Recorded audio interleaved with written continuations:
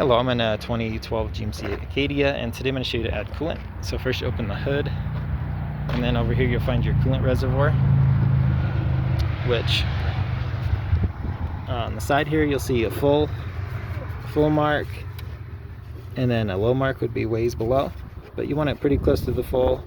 You don't want it all the way to the top, since there is supposed to be some air gap in this system.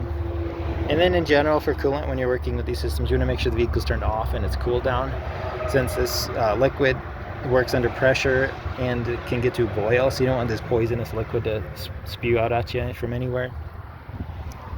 That said, double check your owner's manual or good online source that you've got the best coolant for your particular make and model. Typically you want to match the same color and type of coolant you've been using. Better not to mix and match if you can help it. But to add, just pop this open, and either with a funnel or straight from your diluted coolant jug, just fill as needed to run that full mark, and then pop this closed again when you're done so nothing else falls in. Once it's full, then I would probably start the vehicle and run it for a bit, and then check around through all the lines, the reservoir, the radiator, for any cracks or leaks.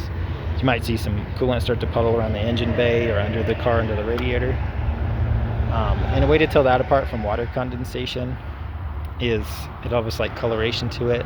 It should have a slight sweetness smell, and you don't really want it on your skin, but see, you have a glove on and feel it. It'll feel slightly more slick than what water would feel like. But I hope this is helpful. Hope you have a wonderful day.